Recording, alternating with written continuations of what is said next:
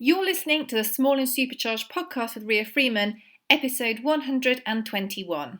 On the Small and Supercharged podcast today, we are joined by Diarm, who you may know better as one of the people behind Equiratings, which is a really incredible service. I'm going to hand over to Diarm to tell us more about what he does and how it all started. Thanks, Ria.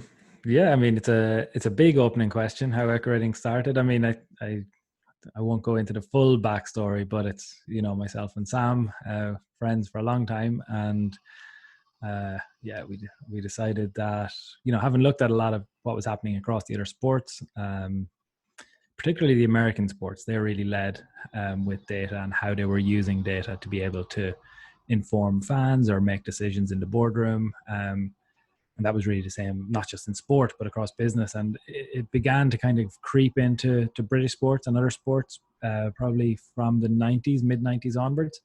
And the only place that we can see it really used well in the equestrian sports is in gambling. And there's a huge amount of data and analysts every day working on the creation of odds. And that's how that whole industry runs. But outside of that one single piece of equestrian sport, we just couldn't find any particularly strong use of data. So Sam had a very strong background in numbers and obviously in eventing as well. So it was really his skill set. And then I sit alongside him really as the commercial side and telling him where to direct his brain and his efforts. And it works well, the two of us. And, it's a lot more than we've a bigger team now. So it's a lot more than the two of us, but that's the genesis of it really. And this is Sam Watson, isn't it? Sam Watson, yes. Sam Watson, Irish event writer and the other half of Equiratings. So initially, you decided, you saw that the stats and the data were being used in gambling. And how did you think, well, actually, we could make this better and more useful for equestrian sport? Because obviously the data and all the things that you do so much with can influence safety decisions. They can influence the chances of horses winning. And actually, from what you do with another bit of your work, which we'll go on to later, it becomes a real way of people getting more interactively involved as well with what you're doing. So from a safety point of view, what was the kind of first thing that you did there? Because I know it's quite, what you do is quite important from that aspect as well, isn't it? Yeah, the safety side is really interesting. I would bring it back though. I mean, it can feel quite intangible and confusing, when suddenly you see pages of numbers and it turns a lot of people off. But I mean, think about, a lot of the work that you do or, people who listen to this, and you think about how you manage business and how you manage even socials nowadays. Everything is based on feedback and usually true data. So like it's very different if you think about how we used to put information out there. And if you can imagine now trying to operate your business or trying to operate your social feeds without any feedback from how certain things are performing, you'd feel really like you're making decisions in the dark. Should I be putting this on Instagram? Should I be putting it on Facebook? Should I be leading with X or should I be leading with Y? And really all you're doing is just analyzing data to help you make a decision. So the risk stuff and the performance stuff is pretty much the same. What you're trying to do is you're trying to provide a level of information, ensure that it's accessible and understandable enough that you can help people make a decision. So the basic piece around risk is that what's currently happening in still lots of places is that people make decisions around, I guess the biggest one, the obvious one, is people make decisions around what level to enter a competition based on MEOs. And there's a lot of kind of psychological side to this where people often, anecdotally, people will talk about once you get your MEO, that usually is the green light to go ahead, and nobody ever talks about the minimum eligibility and all. That's a conversation that lots of people have. But really what we focus on is that there's a lot of evidence to show us that at any point in a horse's career that they will have drops in form, and you will see patterns in performance where you'll see things like 20 penalties and then another 20 penalties, and then potentially you'll see a step up in the level because it just so happens that whatever Chatsworth is next week, or Tattersalls 1 star is a big one in Ireland, so actually even though our 2 prep runs didn't really go to plan, Tattersalls only comes around once a year and we're going there, and we've always dreamed of going there to this event, or I've always dreamed about going to a 5 star. But really what you're trying to do is give people the information to show that actually once the form drops off, that's probably the first indicator to say, okay, well, would it be better to maybe get the form back at the level you're at, or even drop down a level, get the confidence back for yourself or for horse, and then you make the progression. So I wouldn't, or we try to constantly, and it's a big part of Equiratings, is that the data is probably only one side of the business, and the second side is really a lot of work around, can we make this accessible? Can we, it's pointless really if you can't get the display of it right and you can't make it mean anything. You can imagine what the Facebook and the Instagram algorithms would look like behind the scenes compared to what we actually get on our dashboards. So yeah, we constantly try not to make it too complex, that actually it's just information, and it's mainly driven around trying to give people insight and help them make decisions. Which is a really good way of putting it, actually. I think relating it to kind of social media, and as you say, if you can't see how well your posts perform, then you don't know which ones to do more of, which ones people actually care about. You would just be kind of going, oh, well, I've chucked that out there, which is not the great. I mean, with social media, it's one thing, but obviously when we're looking at horses, and particularly horses that are competing, if you make the wrong call, it could have really quite bad consequences for all involved. So yeah, I mean, it isn't just social media, of course. Like it's every part of your business, and the data is influencing it. I mean, the biggest part of, you know, running a small business is usually, and it's something we see that gets missed an awful lot, is usually just understanding that the successful business is one that takes in more money than it spends, and very few people have the confidence, I think, to bring it back to that level and say, like, firstly, do we take in any money? And if we're taking in money, it usually means that there's some interest in what you're doing. And that's really, you know, that all of that data, like your accounting software, big or small, is data, is the numbers. And that's what you like. Again, you think social media is one place that you're making decisions, but really the key place that you're making decisions in business is, do people want to buy this? And how much money do I put into it on one side to try and extract more money from it on the other side? And again, you just think about making decisions without that, it's very difficult. So it's happening all the time across every business, where you're analyzing certain simple data points to try and help you make a decision. And I think Equiratings is the same, mainly around performance. So can you tell us some of the ways that you use the Equiratings data? Because I know you do a variety of different things with it. So different services, different platforms that you promote this on. What are the different bits of your business as Equiratings, and how do you make it work? Yeah, it's pretty wide at the moment. I think we started, well, certainly for the first kind of 4 years. So we're in year 5 now. And for the first 4 years, I would say we really only concentrated on working with the federations, with the governing bodies, the Olympic teams, with the major events. So it was very much B2B business. Very few clients. We could probably ring all of our clients in a single day. Probably had about 50 different people that we worked for, but that included, you know, the FEI, British Eventing Ireland, Australia, the US, and then a lot of the Olympic teams associated with those. And what you're doing with those people is, say, from the governing body point of view, it's really advising around, okay, here's what your numbers look like this year in terms of how many people are entering at the different levels. Here's the performance of all those horses at each of those levels. Here's the trends you're looking out for. So that's the kind of risk side, identifying needles in the haystack. Even though this person is qualified, they're going to Kentucky, for example, with they're going to do their first 5-star at Kentucky with in their last 4 or 5 runs, they have a 20 penalties, a horse fall, elimination for multiple refusals, but they've made the decision because they have an MER to do their first 5-star. And at the same 5-star, you've got 2 or 3 world number ones. So in that case, what you're doing is you're helping Kentucky and the USEA understand that, okay, we have to design a course which will challenge the best of the best, but also ensure that we don't put too many horses on the ground. So that's your kind of governing body work. It's really about information, and they make those decisions from there. Performance, Olympic teams is about understanding the flow of, you know, very few. I suppose if you want a medal at Tokyo or even at the last World Games, it's really about jumping clear. And I know that sounds very basic, but when you look at the performance, you're trying to say, okay, well, do you really want to train for the extra 4 marks that you'll get back from not missing a flying change? when actually you've got a 50% chance of not jumping clear. And if you don't jump clear, you don't get that 20. If you do get that 20 penalties, you know, it's a lot more expensive. So where are you spending your time in training? You know, where's your maximum return from your time in training? And helping Olympic teams understand that. So that was kind of our first 4 years. I guess the media side was in there with badminton and event writer masters and all those kind of things, where you're trying to bring more information into the sport for people.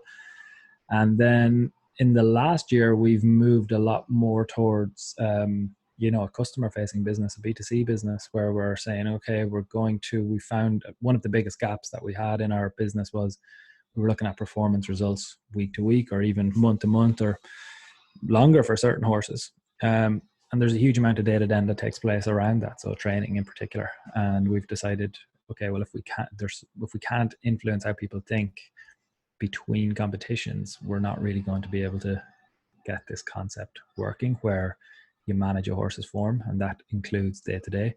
So now we're trying to bring our services into training a lot more and open up feedback loops in training so that people aren't blocked. And we found that a lot of people are blocked around the world, you know, that they're finding themselves either through geography or through lack of access to people, where they're just finding like, I kind of know what I want, like I sort of know my target is to finish in the top 5 at somewhere or to win something, but they don't know where to start with that. So what we're trying to say is, okay, well, if you want to finish in the top 5, you can't really control that, because that depends on everybody else. So the score that's associated with a top 5 finish at 2-star, for example, is a 33. So let's look at your performance and let's see how many times we can try get into that sub 35 zone. And that's how we're going to target your goal to finish in the top 5 at a 2-star. So if you want to start finishing 35, we say, okay, well, let's break down your performance phase by phase. You're currently scoring in the high 30s in every dressage test. So we're never going to finish 35 or below. So we work on dressage first, and then, you know, you spread it out like that. But you're creating plans. You're helping them access people who can move that dressage score from a 38 to a 34. So it's definitely moved as a business. We're moving much more toward providing services to people now, rather than where we started, which was really only to the big boys or the big federations. Because you do also now have a trainer product, don't you, where you can connect people all around the world with the people that need the help. Yeah, it's called OnForm. It's a coaching tool. I think in time it will develop into something where you can go in and you can find different trainers to concentrate on different attributes. But at the moment, it's really just a tool. So you can download it. It's really about video and understanding that kind of concept of seeing is believing. You know, actually watching video back of yourself, being able to pause it, rewind it, draw on it, overlay it with other videos, so you can look at, here's what my flying changes were a month ago, here's what they are today, and put the 2 videos on top of each other. You know, there's lots of cool little tricks and tools, but really that is only a tool. The value of it really comes from the person that you're sharing the video with. And obviously then, like, just coming from the equestrian world, we kind of were able to include little tips and tricks within it, which is, you know, all of the tagging, say, on a video, which means it's not just your full camera roll full of horses videos, which is the usual. And, you know, the videos really just go there to die. So we've really worked hard on the video technology. That's been probably 2 years of a lot of hard work with an American partner and with OnForm. And it's now approaching a point where the tool is set, and now we're starting to find the use cases. We're starting to interview coaches. We're starting to bring more coaches on. We're starting to just get people's feedback on training, what they're doing, where they're blocked. It's a communication tool. So the uses really are going to become how well you use it. So we're at the start of that journey now, but it's fun. It integrates so beautifully with what you do in terms of working with riders and saying that this is clearly where you can improve your score, and then the OnForm tool allows those people to connect with those other people who can help them achieve those goals, or at least, as you say, review what's going on, so they go, actually, yeah, I can see why I'm losing those marks or how I can improve them. Yeah, I mean, again, I would just bring it back to business for a moment. Like, I think the critical thing that keeps us getting up every day, no matter what you're doing, is to ensure that there's purpose in what you do, that you can see the journey ahead, you can see the road ahead, and you can see why you're doing it. And to be honest, I think that doesn't exist for too many people in this sport. For too many people, they find, you know, you're getting out and you're getting up onto your horse and maybe that's the point in which you're deciding what you're going to do that day. Mm. I don't know that there's enough of a follow on from day to day, week to week, month to month, where you can say, if I want to be at this point in a month's time, here's what I've got to do.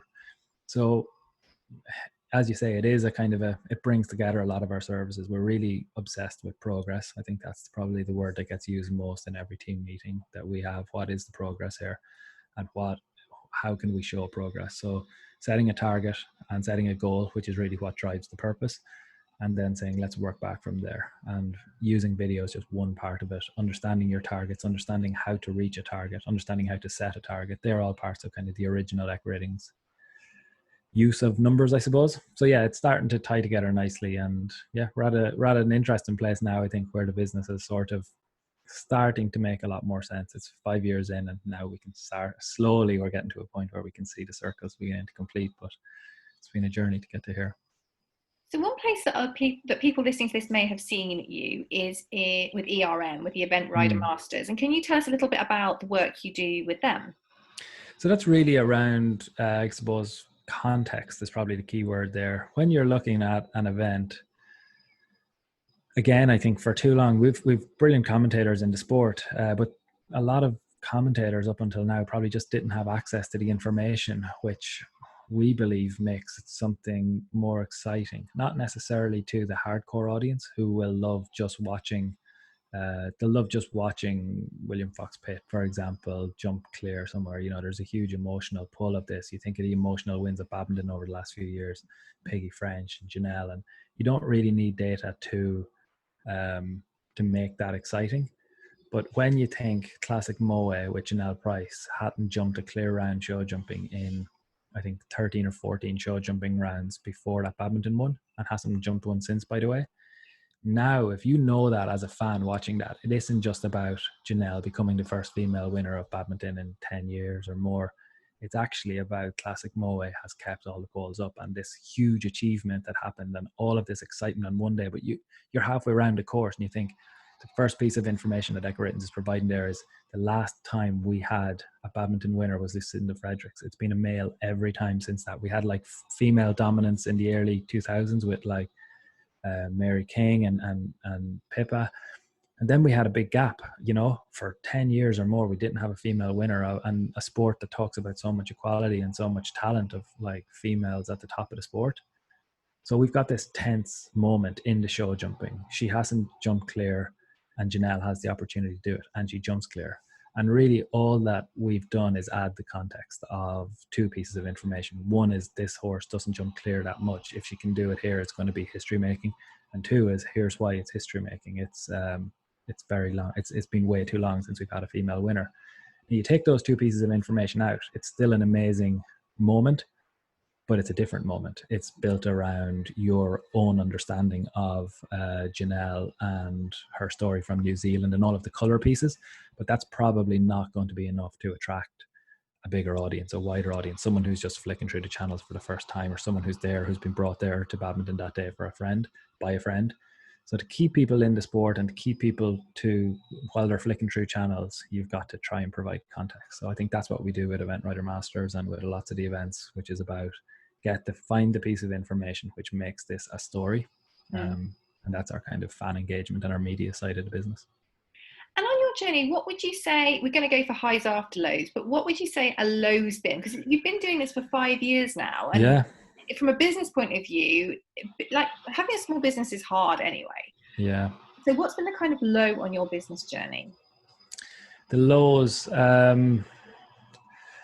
I think we all kind of face periods where you feel blocked. You know, I talked about it from a training point of view, but there's definitely been periods along the way where we've looked at the business and we thought, okay, like, what is it all about? Like, what are we actually trying to achieve? Equestrian sports, eventing, particularly possibly, is quite old school, very traditional. You know, there's a huge I suppose, skepticism around change.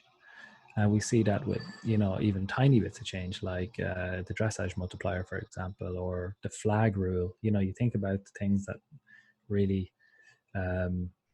excite people on social media in our sport. when I think, and for us, they're just such minor things which are not probably aimed at the future of the sport. Like the future of the sport is if you can't understand the scoring system, nobody's ever going to watch it. So I think the lows are probably when you feel like there's so much opportunity. I think the scoring system in our sport is one of the best ever. Like to actually the perfect and real complete test of horse and rider. I think that's real. I just don't think we sing it enough, and I don't think we explain it well enough. So the lows probably come from sometimes we find ourselves here, and you just feel like progress is not the buzzword of this sport. Like I would say sometimes eventing can feel like it's very happy with the status quo and changes to be avoided. When you're trying to move fast and you're trying to make progress as a company, that can be very frustrating. I would say that's been the biggest low. There's been a couple of times over the last couple of years where you just felt, are we really in the right sport? You know, do people really want progress? Do they really want numbers? Do they really want to measure things? Do they really want to set targets? Or are people just happy to be? So yeah, that's definitely the low, but thankfully, like, it usually doesn't last too long, and we've a really good team, and that's been a key part of kind of moving us through that. We've good people around us, and every so often when you do find yourself in one of those moments, somebody usually emerges and says, you know, keep the faith. You know, it is a sport which is moving fast, and we have seen huge progress and huge change, and I think hopefully there's still a lot more to come. And what's been a high along your journey? Because I mean, you've done some incredible things already, and I think that as we get more comfortable is the wrong word, but with the data, more accepting of it, can really see the value it can bring at every step of so many people's equestrian journey, whether they're an event or whether they are just a rider wanting to improve. What's been your kind of high? I suppose there's always kind of public facing highs. So things like, say the World Games last year or 2 years ago now on the field. So Sam obviously had his really good result with Ireland, and he got his team silver medal. And I think as for that one particular day, the show jumping of that competition, you know, personally, as you know, my best pal has jumped clear on a good dressage score, and he's gotten that medal. I think that was a huge high for me to see him doing that. And then at the same time, I'm sitting in a room in Dublin surrounded by a team of people who, you know, have joined the Equiratings journey. Some from equestrian backgrounds, some not. We were advising probably 7 or 8 of the teams that day, so everybody had different information coming in about what needed to happen or where they stood. And we were advising the FEI and from a risk point of view on all of the horses that had been out there on cross country the day before. We were advising the media team on all of the stories that were coming out of WEG. We had partnerships with SAP, or we have still, but you know, at WEG we were running games like Stacks and that kind of thing. So I guess that's a really public facing high, in that you're picking one event and all of the little strands are coming together. But each of them are made up of separate little highs. The personal side will always be the key driver. You know, for me, running a business with Sam, you know, having a journey with your best friend, and it not, you know, losing loads of money and actually starting to make little bits of money along the way, and hiring a team, like they're the bits that are the highs that kind of sit behind the scenes. And there's no one moment. It's kind of an everyday thing that puts a smile on your face.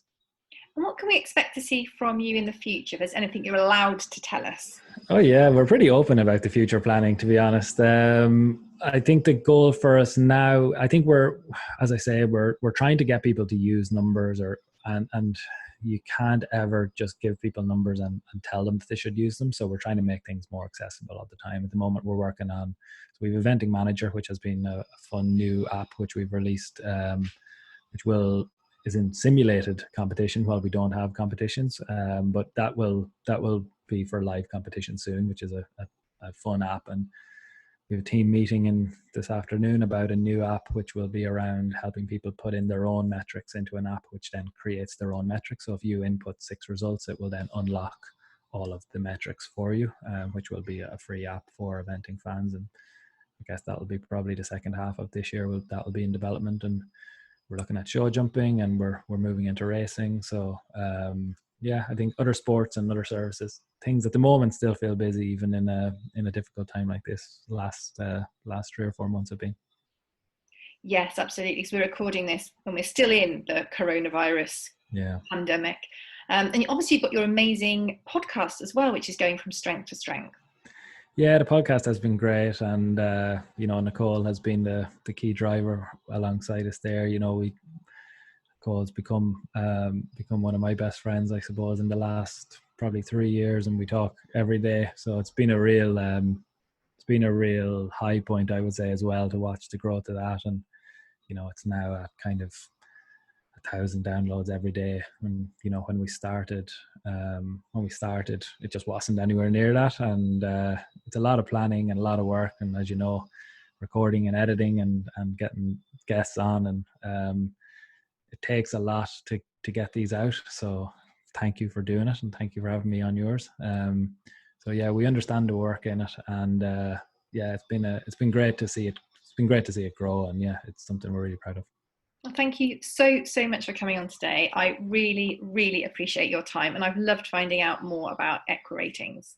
Oh, thanks for having me on, and keep up the good work. We always follow your stuff. I think it's a great journey, great campaign, great community that you've built up, and we're always happy to be involved. I think the journey kind of within small businesses is a challenge. It's a challenge within niche industries around, I suppose, around equestrian, but even just kind of all around that area. We're still, we're not in the big mainstream areas of football or tennis. So to have kind of good community support, and to be able to support people in business around this area, I think is a really positive thing. So well done. Thank you. Well, thank you. And it's very much reciprocated. I love watching what you're doing. And it's great to see, again, the community that's formed around it. Community is so important, isn't it? Yeah, absolutely. I think it's the key kind of X factor that people don't talk about all that much. You talk about your social media following and you talk about engagement, but really what people are talking about is community. How have you got one? Does it support each other? Can it grow beyond you? And I think that's something that we've really enjoyed watching. I think it's such a critical thing, to be able to have a community of people that you don't, you might facilitate it, but you no longer really control it. And it takes life beyond you. I think it's such a critical, important piece that actually is something that smaller companies have a huge advantage over the bigger companies on. Like, we work with a lot of big companies, and they can find it very difficult to create real community engagement because they're so big and it has to move through so many channels. That the smaller companies actually can move faster, can talk to people, and can get people to talk to each other a lot quicker. So I think it's something that we should all really work to nurture, because without it, I think you're just selling, and I don't think anyone really buys anymore. I think we've all changed our behaviors, and trust and community are just critical parts of business now. Definitely. Thank you so much for joining me. I really appreciate it. A huge thank you to Diarm for coming on the Small and Supercharged podcast. It was so lovely to chat to him. If you want to find out more about Equiratings, and I would definitely urge you to go and have a look. It's really, really interesting, and they've got so many incredible things coming through, or that are now available. You can go to equiratings.com, and you can also find Equiratings on Facebook and on Instagram as Equiratings too. Thank you so much for listening. Please do screenshot, please share to stories, please tag us, that's me, and please do tag at Equiratings if you share to stories. And also, last but not least, don't forget the eventing podcast. You can also follow Nicole Brown, who we had on a few months ago, as she presents the eventing podcast. But do keep an eye out for #eventing podcast to follow along with that too. Thanks so much for listening, and I'll see you next week.